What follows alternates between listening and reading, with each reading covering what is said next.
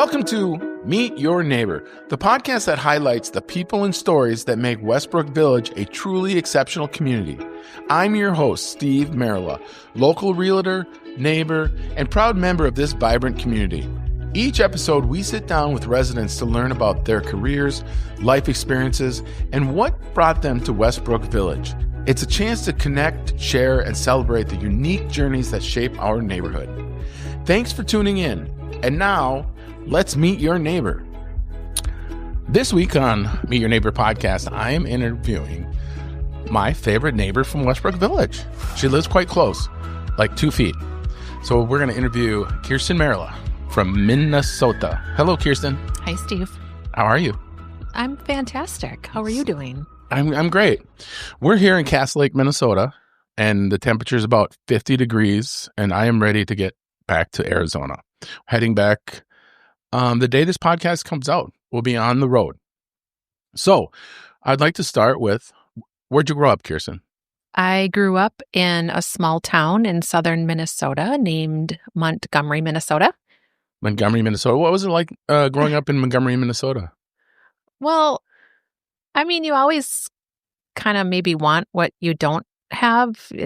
It was fun, but you go to the cities and you think, oh, it would have been so fun to grow up by a shopping mall or a McDonald's or a Subway. And we certainly didn't have that. I also grew up out in the country. So not only did I not grow up in a city, I didn't even really grow up in a town. I was raised a few miles outside of town.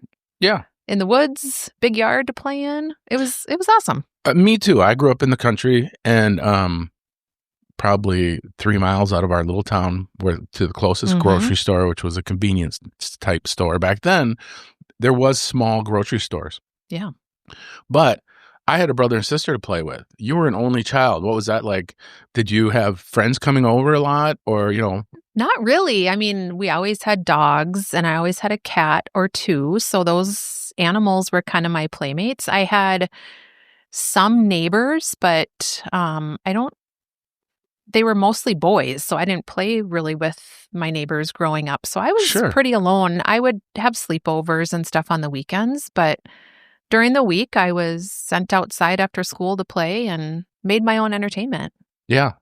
I used to play with sticks and try and make bowls. Exactly. All that. Like you just find stuff to do, right? Yeah. Well, and then, we're in Cass Lake, and this is the family cabin that your parents bought the property, I believe, in right around when you were born, then built a cabin in 1980.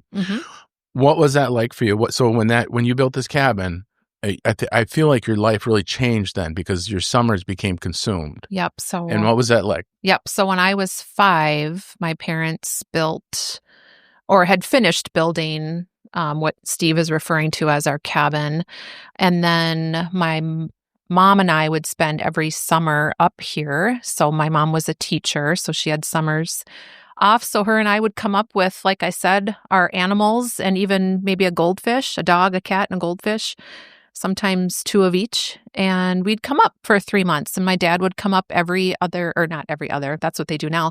My dad would come up every weekend after work, work till 5, get here at 10, leave on Sunday, do the whole grind all over. Yeah, and when I was a kid, I didn't probably think much of it. I was always super excited to see him, but now as an adult, and having done that drive so many times, I really admire him and the energy that it must have taken to get up here. No, he was a lot younger, but still, that's a long drive. It's a 5-hour drive for them. Oh, and he was working 40 plus hours a week. At least. And then getting in a car. And then, Saturday morning, he wasn't sleeping in. I was bugging him to get out on the lake or go play or do something because now I have my dad for the weekend. So it was go, go, go, go, go. So it, I'm sure took a lot out of him, and I can't imagine doing that drive every weekend. Now they do it about every other weekend, but still, it's a long drive. Yeah, and it's a for people that don't know, not everybody lives in a community where they go to cabins, and I think most states probably have something like that.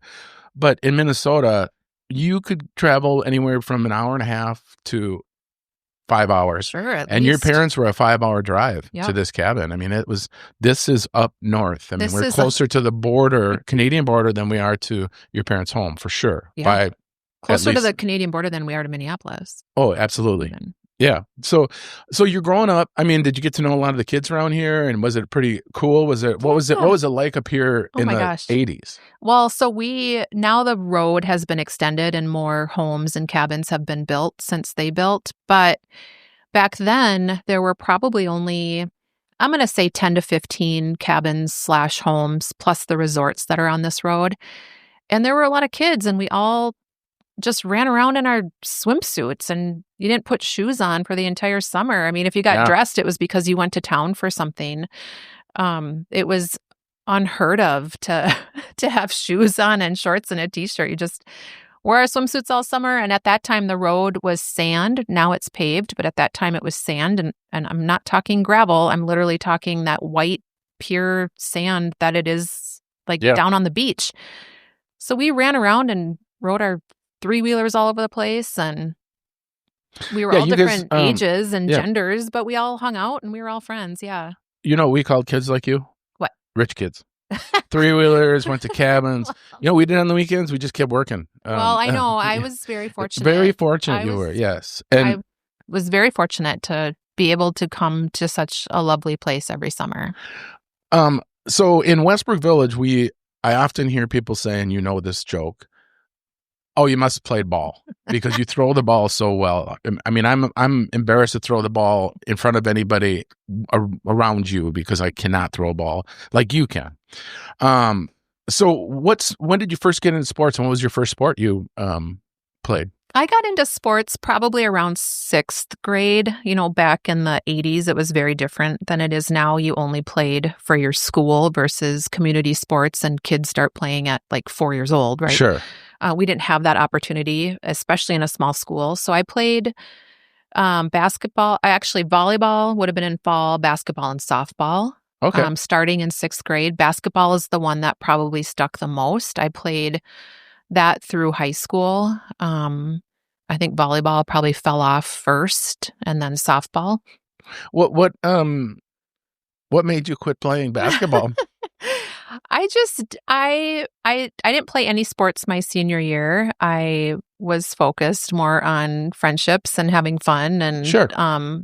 I was never really super competitive or that kind of jock attitude. I never had that. I played sports because it was something to do that felt like you belonged with a group of people. I never was a huge fanatic of any of the sports I played.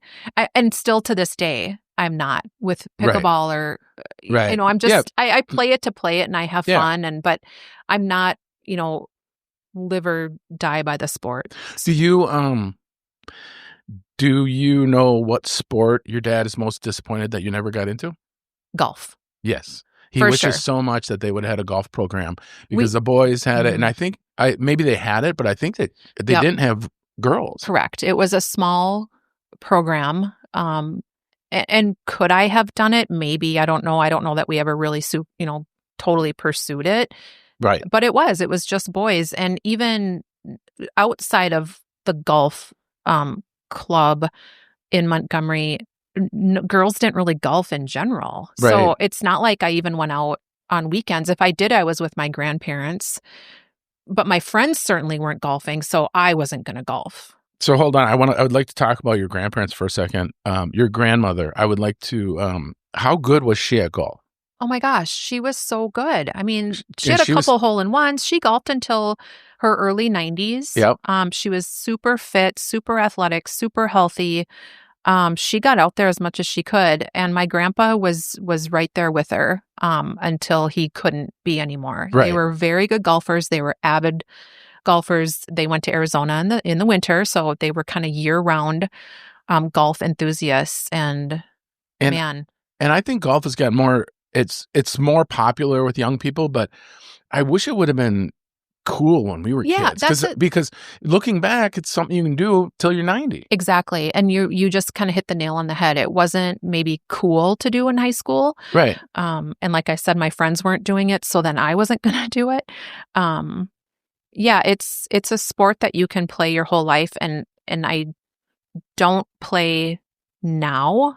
Could I go play? Sure, but right. It takes a lot of time and effort and money, and I haven't put the commitment in Yeah. to be good. It's expensive. And like my t-shirt says, if you don't play golf, don't start. Yeah. Because it's frustrating. But let's not knock on golf. So, all right. So senior year, you didn't do any sports, you had friends. Yep. Went off to college. Where'd you go to college? I went to college in Duluth, Minnesota. I went to St. Scholastica, which small town, small college. Yep. It felt very comfortable. I think there were only 1,900 students. Beautiful city when I went too. there. Duluth was amazing. I can't say I had really spent much time there before college, so it wasn't a super familiar place to me, but super fun college town. The Lake Superior, so much to do, very woodsy and, lots to do in nature. It was just kind of right up my alley. I loved it. Yeah. And then when you got done with college, I know you did some teaching, but you didn't, you're like everyone else finding your way and moved to Arizona. What was that like? I lived in Duluth for about 5 years. I thought it was 4 years to get through college. Well, then I went back. So I know, right? I'm kidding. No, I did. I went to school for biology, and then I ended up going back and getting my education degree after that. So I spent about 5-6 years in Duluth. And then I really woke up one day and I got so tired of the doom and gloom and the cold weather. And if any of you have ever been to Duluth, you know exactly what I'm talking about. That lake effect really started to get to me. And I thought, I think I'm going to move to Arizona. My grandparents lived in Arizona, so I had spent quite a bit of time there. We went out there for Christmas each year, so I knew the climate and knew a little bit about the city. It just seemed like a fun place to go. I was young. I didn't have really anything totally keeping me in Duluth. So moved to Scottsdale. Yeah, I never wanted to live in Arizona. I've been to Arizona. I always thought I hated the desert until now. But so how long did you stay? I loved it. How long did you stay in Arizona? Probably about 5 years, and I kind of switched careers at that point. I didn't teach. I had just graduated from college with my teaching degree, and I didn't end up teaching out there. But I lived in North Scottsdale. I absolutely loved it. It was easy to meet people because everyone I met was from someplace different. So all you had to say is, hey, where are you from? What do you do? What brought you out here? Right. And it was so easy in your early 20s to just meet young people out there kind of doing the same thing. Right. Getting away. And spreading your wings, figuring life out. So then you came back to Minnesota. I did. Had a career rise. What were you doing? When I moved back from Arizona, I actually lived with my parents again in Montgomery for a little bit, until I found a job in the cities. I job jumped a little bit because I was just feeling very unsettled. I didn't love being back in Minnesota, but I didn't really want to go back to Arizona. I was in a weird place. Yeah. You're mid-20s, like you don't totally have life figured out by any means. Yeah, you kind of want to settle down, but you kind of still want to adventure. Not. And I didn't really know what I wanted to do. I had this teaching degree. I didn't know if I wanted to teach again. So I ended up with a few different jobs in the cities, ended up moving to the metro area, and I got a job with Fairview Health Services. That was probably 4 jobs later. Sure. I mean, I really did. Every 6 months to a year, I was kind of job jumping. And I got a job with Fairview. That was in 2006. Yeah. And I'm still there today. And I thought, this will probably be another 2-year gig. Right. I'll do something else. I've stayed, and I love my job. I love the people I work with. I get to work remote. Yeah, working remote is a big deal. Huge. Yeah. It allows us the lifestyle that we have. So you talked about pickleball. You don't love pickleball? I mean, all my podcasts, pickleball comes up. But... And everybody is like, I shouldn't say everybody, but we live in a retirement community, and pickleball is a very popular sport, and I enjoy it. It's just not what drives me, and maybe it's because I'm still working full time, and my brain is probably not focused on extracurricular activities quite yet. But I love it. I love the people. I love the game itself, but I don't have the desire to go play every single day. Right. So we got through your career. I know enough about you where I know where I want to go. So Yeah. Okay. one of the interesting things about you, I know you. I joke you about being a cabin kid, but we never talk about that you're a classic car kid. Ooh. You've seen a lot of the country through traveling with your parents. And I'll tell you, listening to the stories you had to have met, do you have a favorite person that you've met or become friends with through the car clubs? I mean, because your dad took you all over the country, right? All over. I mean, Yeah. that is. So what was a typical, like, a trip like? I mean, why don't you tell us about the Colorado trip? You were up in Yeah, Estes so Park. that's an interesting story. So every year, my dad collected classic Thunderbirds. Back then, that was his focus. Yep. And every year there was a different regional car show or national car show. So Sure. we always went to the regional car show, which was typically in the Midwest. Yep. That was our region. So, but different states within the Midwest. And then the national car shows were kind of the exciting big ones because that brought everybody from across the nation to one location. And were they held at one place each year or travel? Always different. So Williamsburg, Virginia is a trip that really stood out to me because not only would we travel for the car show, we would then try and see different stuff in the area. So on that trip, we went up the coast and all the way up into Washington, D.C., and just the historical piece of that trip was really cool. Sure. And your dad's pulling a car trailer? Yes. And this is how old are you? Well, anyway, so they started collecting cars how old are in you on this trip? 1980. Yeah. Oh, when I went to Williamsburg, I was probably a young teenager, let's say 13, 14. And that's what you asked about friends. That's where I met a girl named Molly, and her and I became fast friends, and we remained friends for several years. Of course, as we got older, we drifted apart when our parents weren't going to car shows anymore. Yeah. At the time, we didn't have social media, so there wasn't an easy way to stay in touch. You couldn't just text someone. Right. Or go on Facebook. So it was harder to stay in touch. And unfortunately, she is not in my life anymore just because of that reason. We just... But would you get together at every car club meeting? Yes, and it was always so fun. We really didn't see each other outside of that. So It was just kind of a once a year, maybe a twice a year kind of reunion, but she was my age. But yeah, it was kind of like I talked about growing up at the cabin. You're friends with like these cabin kids and these resort kids, and then the car show kids. And it's a whole world of people that my parents have. Some of their best friends to this day, they met through that car club and from going to shows from across the country, not just Minnesota. And the car club is really how they found Westbrook, isn't it? Didn't they have a car club connection? Yes. So their friends who were not living in Minnesota, they were from Kansas, just became lifelong friends, had a home in Arizona, in Westbrook in particular.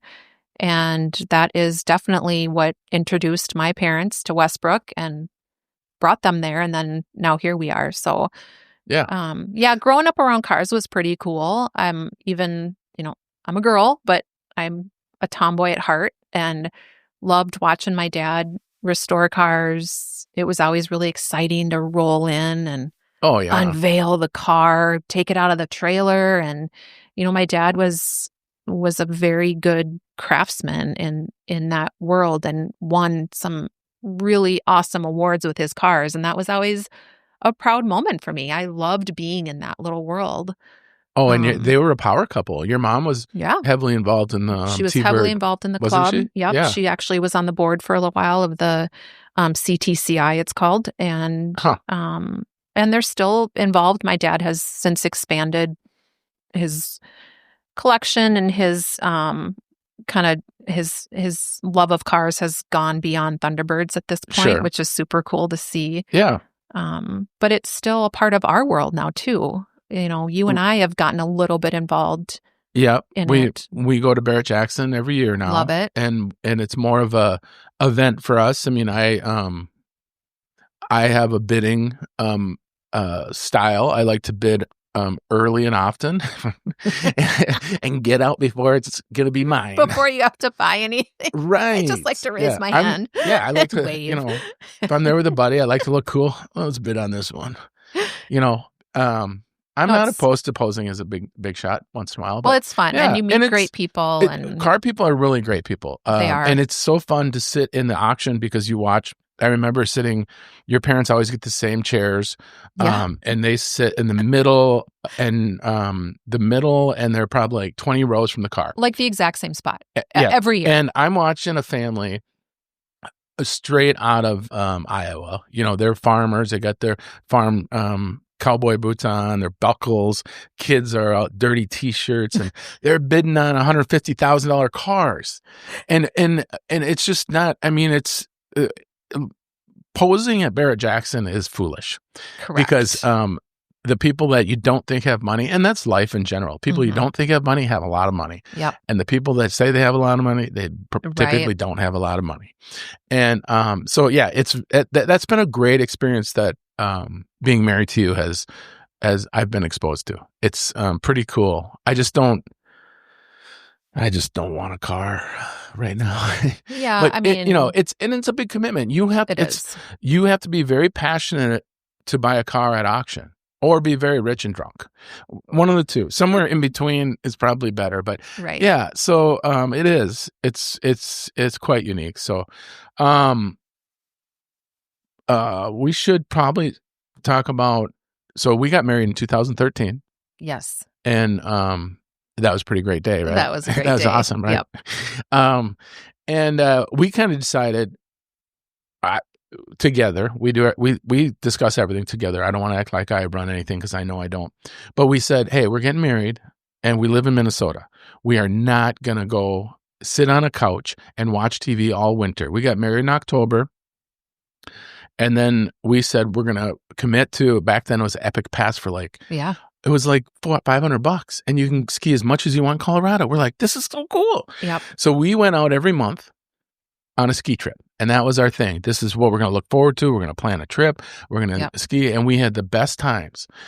And, awesome. And that was our thing. We never went to Barrett-Jackson. We never went to Arizona because we're going to spend our winters in the mountains where it's snowy. So I want to tie something back in because you asked me about this and I think I skipped to Williamsburg. You had mentioned a Colorado trip that my parents and I had gone on for a car show. And we went to Estes Park, but we also, and that's kind of a funny story that we don't have time to tell, but we did go to Breckenridge for a car show. Right. And that was probably one of my absolute favorites. Williamsburg was cool. Breckenridge was probably my favorite.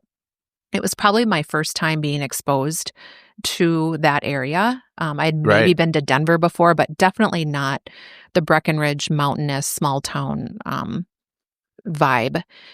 And I'm going to let you take back over because our first trip to Colorado was to Breckenridge to ski, snowboard.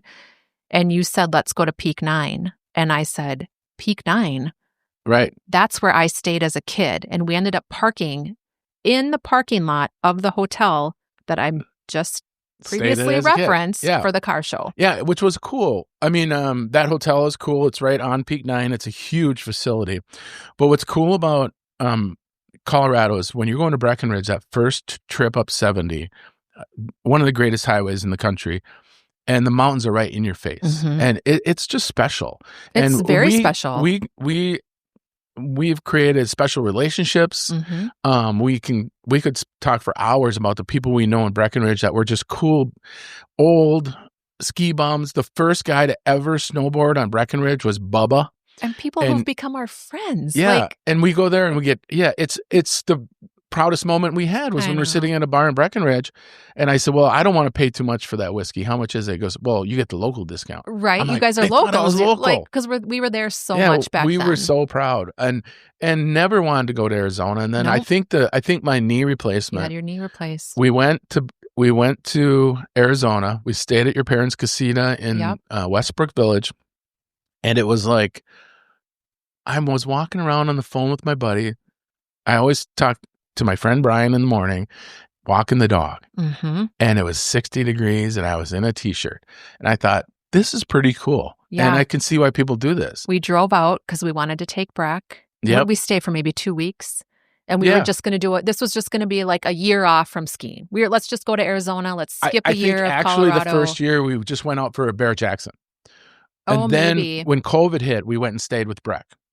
We flew out. That's right. We flew out. Rented cars for the first 2 years at Barrett-Jackson. That's right. And we, and it was a lot of fun. And we kind of I got to know people on the pickleball courts. And as a guy just going to visit his in-laws. Mm-hmm. And so let's talk about Breckenridge not Breckenridge. Let's talk about Westbrook Village because your parents lived in a casita. Mm-hmm. We stayed with them. During COVID, you got deemed 100% remote, and that changed our life. It did.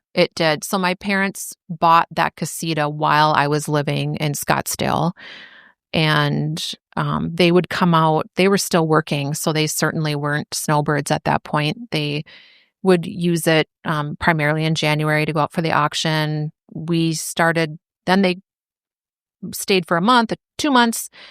We stayed out there for maybe a month our first time. I don't really remember.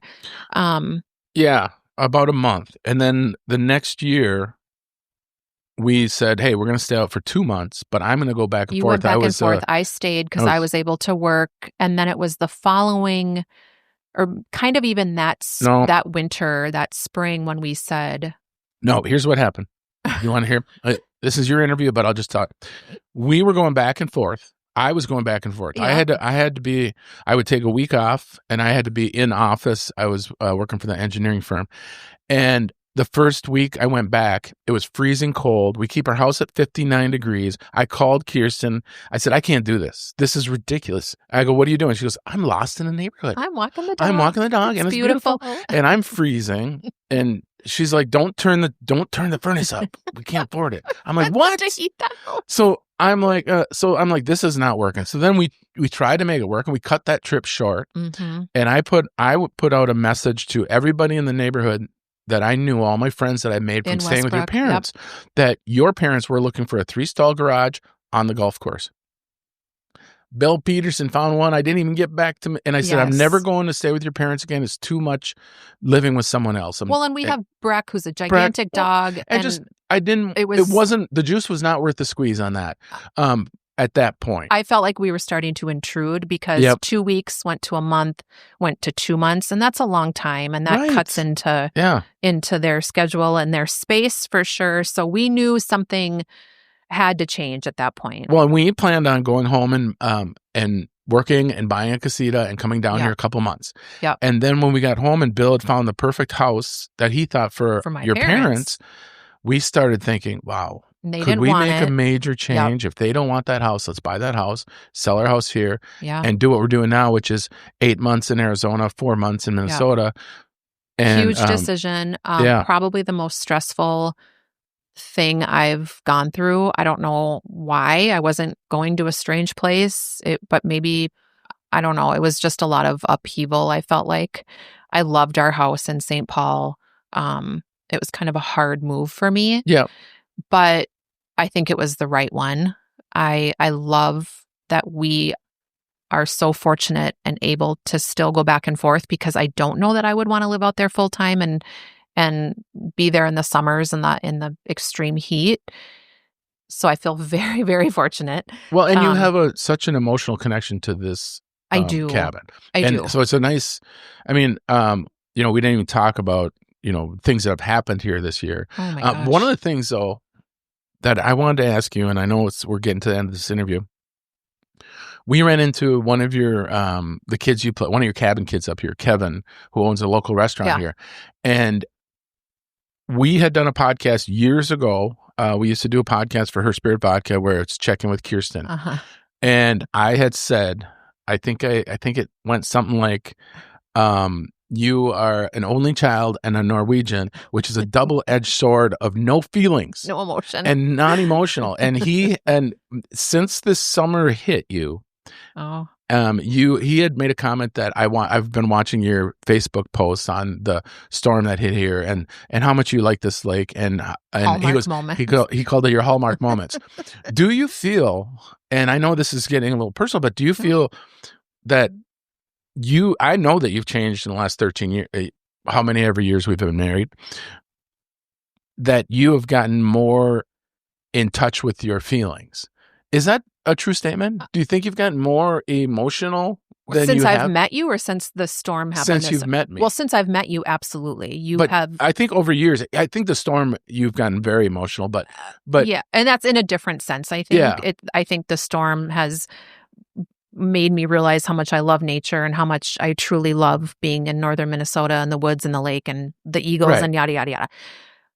Since I've met you, you have, yes, opened my eyes and opened my heart and opened ways for me to express myself and realize expressing yourself and talking through things is a good thing. Well, I'm not trying to get credit, but I'm also, I'm just making an observation that when even the move, how stressful and emotional you were in the move, that was 3 years ago. Mm-hmm. It's a little different than when we were young, and I'm still a little bit, I don't care what's going on around me, really. I don't get upset. Mm-hmm. But you see environmentally, where you're staying, where you're living, change seems to really affect you differently than it has in the past. Do you feel that as you're getting older that you're a little more sensitive, anxious? I wonder if it's just normal that as we get older, I'm a creature of habit. I like a routine. I will say I probably don't handle going back and forth between Arizona, even though it's a super easy transition. I still get a little stressed and anxious, and that countdown for me starts at the 2-week mark. Yep. And I'm losing sleep, and I'm thinking about what I have to pack and what I have to grow. No, you were getting crabby today. I tell. Know, and I think it is just, to answer your question, I think it's age. I don't think it's environmental or situational. Okay. Because it's pretty low stress. Yeah. Right? We don't have a lot to do. We have a great trip back and forth. So I'm going to blame it on turning 50. Well, things have gone downhill. Nah, but I also think that you watch out for yourself more. And things that I cannot do that you can do is we have become friends with Marty and Andrea. Yeah. Clients of mine that we became friends with, and now we see them. They wanted us to come visit them in Minnesota, and they wanted to play pickleball. And Kjersten just said, nope, don't want to play. And I just can't do that. Or when Marty wanted to ride the bikes into town. Yeah. There's things you just won't, can say, no, I can't. I mean, I think it's rude. I do have the ability to say no. I think that's nothing new for me. I've always had that ability because not worth your time. Well, thank God. If you said yes to everybody, we might not be married. I know. I know some people have a really hard time saying no to people. I do. I'm a pleaser. You're not a pleaser. Correct. I am not one of those people. Yes. All right. Way to sum it up. Thank you. Well, we're over our limit. I still got to ask, what's your favorite things about Westbrook? I mean, what do you love about Westbrook? And keep it short. Keep it short. I love all the different activities that are available. I feel like if you are bored in Westbrook, it's your own fault, because between the clubs and the golf courses and the sporting events, I love all the options for everybody. If you want to go drink wine, if you want to be in a book club, if you want to woodwork, or if you want to go be super active and play pickleball every day, you can do it. Of course, the people, everybody says the people on this podcast. The people are absolutely amazing. We have such good friends there. And just the community itself. I love walking around the community. It's just so pretty. I mean, everything is just, the homes are pretty. The golf course is pretty. The common ways are well maintained. It's just a very pleasant place to live. I did an interview yesterday with Jim from Bemidji, and that's what we talked about. It's how beautiful it is when you drive in from Union Hills and see that big mound of green grass. You see the fairway at 18. Yeah, it's very beautiful. So, well, thank you for coming all the way to the kitchen table to do this interview. You're so welcome. I appreciate being on. Thank you very much. Have a nice day. Thanks, Steve. Bye-bye. Bye. Thank you for listening to the Meet Your Neighbor podcast.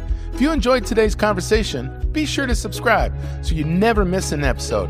And feel free to share this podcast with your friends and fellow neighbors. Until next time, take care and keep connecting.